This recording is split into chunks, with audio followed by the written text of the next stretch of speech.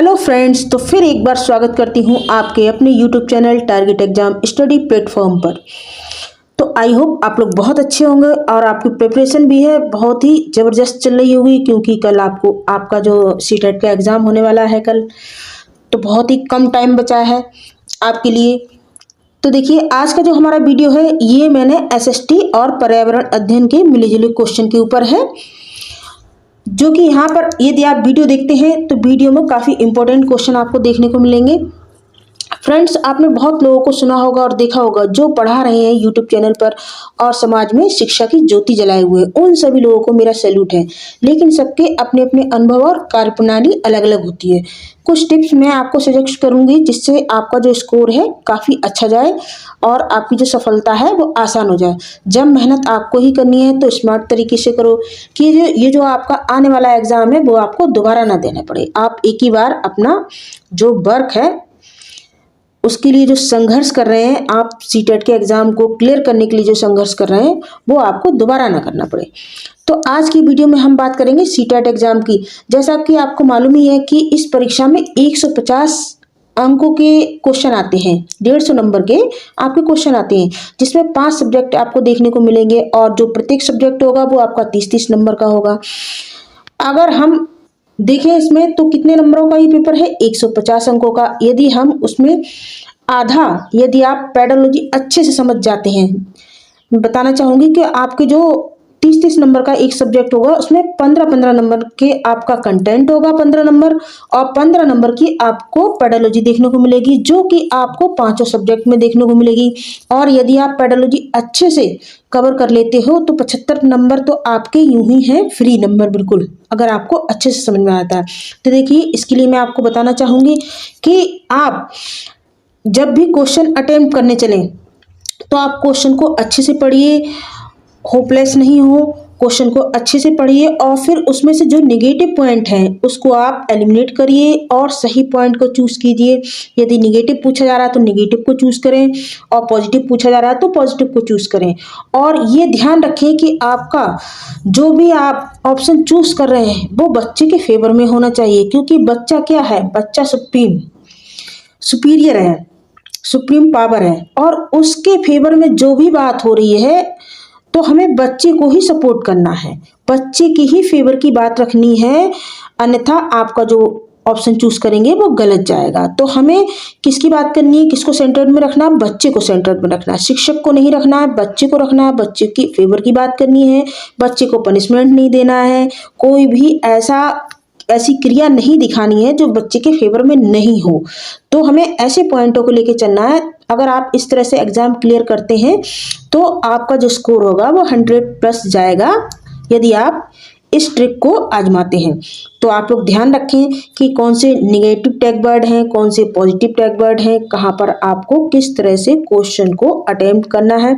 और ख़ास तौर पे वो भाई बहन जो पहली बार एग्ज़ाम देने जा रहे हैं वो ध्यान रखें, अपनी लैंग्वेज का ध्यान रखें कि आपने फॉर्म को रजिस्ट्रेशन करवाते समय आपने कौन सी भाषा चूज़ की है, भाषा फर्स्ट में क्या लिया है आपने, या फिर भाषा सेकंड में आपने क्या लिया। यानी लैंग्वेज फर्स्ट में आपने हिंदी ली है तो लैंग्वेज फर्स्ट जहाँ लिखा हो वही हिंदी की क्वेश्चन आप अटेम्प्ट करें, अन्यथा आपका पेपर गलत हो जाएगा। यदि आपका जो लैंग्वेज सेकंड है उसमें आपने संस्कृत ली है तो जहां पर बुकलेट में आपको लैंग्वेज सेकंड का पार्ट दिखाई दे वहां लिखा होता है कि वही बच्चे इसको अटेम्प्ट करें जिन्होंने लैंग्वेज सेकंड संस्कृत ली हो। तो आप लोग इस चीज़ पर ध्यान करें, क्योंकि अक्सर ये देखने को मिलता है कि जो न्यू बच्चे जाते हैं सीटेट का एग्ज़ाम पहली बार देने जाते हैं उनके अक्सर गलत हो जाते हैं, क्योंकि आपको हिंदी का, संस्कृत का, ये 2 पार्ट में देखने को मिलेगा और वहीं बच्चे कंफ्यूज हो जाते हैं। तो आप लोग ध्यान दें, आपने जो भी रजिस्ट्रेशन कराया है उसमें भाषा जो भी चूज की है उसको आप घर से देख करके जाएं कि आपने लैंग्वेज फर्स्ट में क्या ले रखा है और लैंग्वेज सेकंड में क्या ले रखा है, उसी के हिसाब से आप पेपर को अटेम्प्ट करें। तो चलिए बढ़ते हैं आज की वीडियो की तरफ। आज की वीडियो का देखिए, पहला प्रश्न है कि विश्व का सबसे बड़ा महासागर कौन सा है। विश्व का सबसे बड़ा महासागर कौन सा है? हिंद महासागर, प्रशांत महासागर, अटलांटिक महासागर या फिर आर्कटिक महासागर? बताइए कौन सा है विश्व का सबसे बड़ा महासागर। तो देखिए, विश्व का जो सबसे बड़ा जो महासागर है वो प्रशांत महासागर है। कौन सा है? प्रशांत महासागर है। कितने महासागर है? 4 हैं। देखिए यदि आपसे पूछा जाए कि दूसरे नंबर का कौन सा है, तो देखिए दूसरे नंबर का है अटलांटिक महासागर। तीसरे नंबर का पूछा जाए तो तीसरे नंबर का है आपका हिंद महासागर। और यदि आपका चौथे नंबर का पूछा जाए तो चौथे नंबर का आपका हो जाएगा आर्कटिक महासागर। तो देखिए कितने हैं, इसमें 4 महासागर हैं, जो कि आई होप आपको समझ में आ गए होंगे। तो यहाँ पर आपका जो ऑप्शन बी है वो राइट हो जाएगा, option B is the right answer. Next question है, निम्न में से कौन सा संवैधानिक निकाय नहीं है? निर्वाचन आयोग, वित्त आयोग, अंतर्राज्यीय परिषद या फिर राष्ट्रीय सलाहकार परिषद? बताइए कौन सा जो है वो संवैधानिक निकाय नहीं है? तो देखिए ऑप्शन डी, राष्ट्रीय सलाहकार जो परिषद होती है वो संवैधानिक निकाय नहीं होता है। तो ऑप्शन डी आपका राइट आंसर हो जाएगा। नेक्स्ट क्वेश्चन है आपका, वर्ष 2011 की जनगणना के अनुसार भारत की जनसंख्या कितनी थी? बताइए 2011 की जनगणना के अनुसार पूछा जा रहा है कि भारत की जनसंख्या कितनी थी। तो देखिए भारत की जो जनसंख्या थी 2011 के अनुसार 121 करोड़ थी। कितनी थी? 121 करोड़ थी। Option C is the right answer. Next question है कि किस देश को अर्धरात्रि के सूर्य की भूमि कहा जाता है? देखिए इस तरह के जो क्वेश्चन है वो आपके एग्जाम में बहुत अधिक पूछे जाते हैं। किस देश को अर्धरात्रि के सूर्य की भूमि कहा जाता है? Norway, Sweden, England, Iceland? बताइए किसको कहा जाता है? तो देखिए कहा जाता है नॉर्वे को। किसको कहा जाता है? नॉर्वे को। Option A is the right answer. Next question है, भारत में किस बंदरगाह को अरब सागर की रानी कहा जाता है? यानी अपने इंडिया में पूछा जा रहा है कि ऐसी कौन सी बंदरगाह है जिसको अरब सागर की रानी कहा जाता है? बताइए कांडला, कोच्चि, मुंबई या फिर मार्मुगाओ? बताइए कौन सी होगी? तो देखिए वो बंदरगाह है कोच्चि, यानी ऑप्शन बी आपका राइट हो जाएगा। यानी भारत की जो बंदरगाह पूछी जा रही वो कोच्चि है, जिसे अरब सागर की रानी कहा जाता है। नेक्स्ट है आपका, निम्न में से कौन खरीफ की फसल नहीं है? कितनी फसल होती है? रबी, खरीफ और जायद, 3 फसलें होती हैं। आप बताइए खरीफ की फसल कौन सी नहीं है? चावल, चना, मक्का, बाजरा। बताइए खरीफ की कौन सी फसल नहीं है? तो देखिए जो चना है वो खरीफ की फसल नहीं है। नेक्स्ट क्वेश्चन है आपका, भारत का सबसे बड़ा द्वीप माजुली किस राज्य में स्थित है? देखिए ये क्वेश्चन भी काफी बार पूछा जाता है कि माजुली द्वीप किस राज्य में स्थित है? बताइए महाराष्ट्र, असम, उड़ीसा, मध्य प्रदेश? कहाँ पर स्थित है माजुली द्वीप? तो देखिए ये असम में स्थित है। कहाँ पर है? असम में स्थित है माजुली द्वीप। और यह विश्व का सबसे बड़ा द्वीप कहा जाता है। और इसको क्या कहा जाता है? विश्व का सबसे बड़ा द्वीप कहा जाता है माजुली द्वीप को। तो क्वेश्चन कैसा भी पूछा जा सकता है कि किस राज्य में स्थित है या फिर विश्व का सबसे बड़ा द्वीप कौन सा है, तो भी आप माजुली द्वीप ही लगाएंगे। नेक्स्ट है आपका, मयूर सिंहासन पर बैठने वाला अंतिम मुगल शासक कौन था? मयूर सिंहासन पर बैठने वाला अंतिम मुगल शासक कौन था? जहांदार शाह या बहादुर शाह जफर, शाह आलम या फिर मोहम्मद शाह? बताइए कौन था? तो देखिए मयूर सिंहासन पर जो बैठने वाला था अंतिम मुगल शासक वो था Mohammad Shah. Option D is the right answer.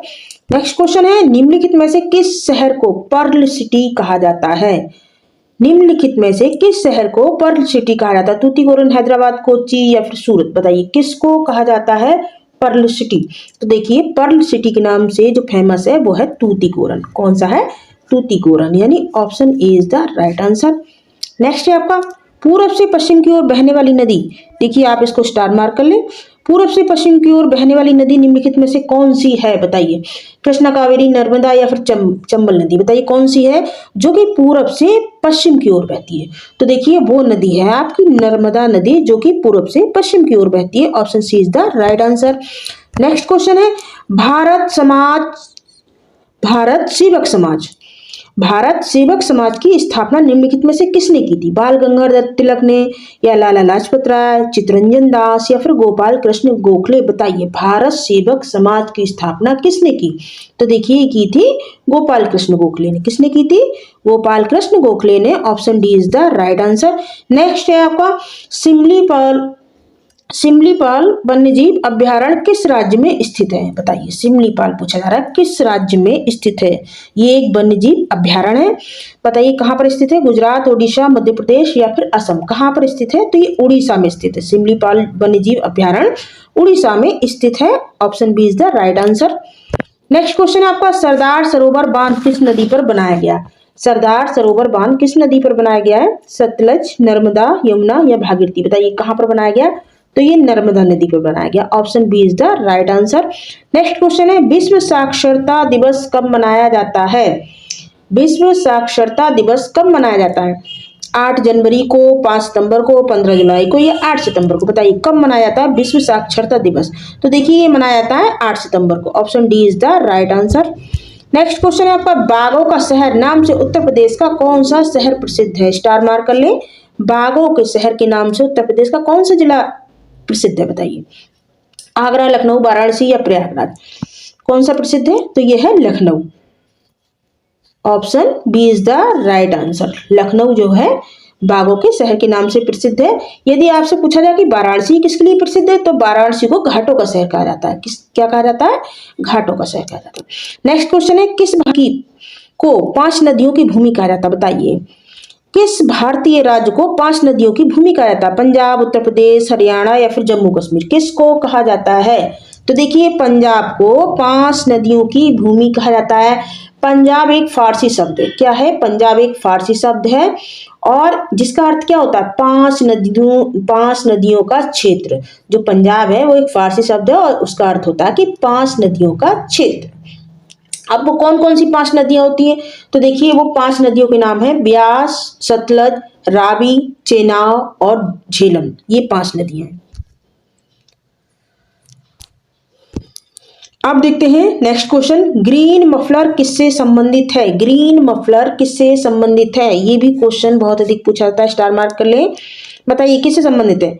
वायु प्रदूषण, जल प्रदूषण, ध्वनि प्रदूषण या इनमें से कोई नहीं? बताइए ग्रीन मफलर किससे संबंधित है? तो देखिए ये ध्वनि प्रदूषण से संबंधित है। किससे संबंधित है? ध्वनि प्रदूषण से। तो इसको आप इस तरह से भी याद कर सकते हैं ट्रिक के माध्यम से कि मफलर क्या कहाँ लगाया जाता है? कानों में लगाया जाता है। भाई कानों में हम क्यों लगाते हैं? जिससे हमें या तो ठंड नहीं लगे या फिर शोर सुनाई नहीं दे। तो आप इस तरह से भी याद कर सकते हैं कि ग्रीन मफलर जो कि ध्वनि प्रदूषण से संबंधित है। यदि आप मफलर लगाएंगे तो आपको क्या होगा? शोर नहीं सुनाई देगा। आप देखते हैं नेक्स्ट क्वेश्चन, संविधान के अनुसार हमारे देश का नाम है। संविधान के अनुसार हमारे देश का नाम है, बताइए क्या है? भारत, इंडिया, जो भारत है इस समय, या हिंदुस्तान या फिर आर्यव्रत? बताइए क्या है? संविधान के अनुसार हमारे देश का नाम है इंडिया, जो कि इस समय क्या है? भारत है। Option B is the right answer. निम्न में से भारत का सबसे प्राचीन स्मारक कौन सा है? अजंता, कुतुब मीनार, ताजमहल या खजुराहो? बताइए कौन सा है सबसे प्राचीन स्मारक? तो वो है अजंता एलोरा की गुफाएं।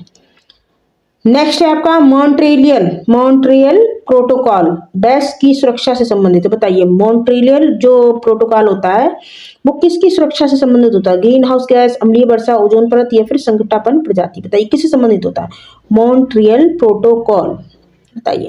तो देखिए जो मॉन्ट्रियल प्रोटोकॉल होता है वो ओजोन परत की सुरक्षा से संबंधित है। किससे है? ओजोन परत की, यानी ऑप्शन सी इससे संबंधित है। नेक्स्ट है आपका, निम्नलिखित में से कौन सा शहर भूमध्य रेखा के सबसे निकट है? बताइए कौन सा ऐसा शहर है जो भूमध्य रेखा के सबसे निकट है?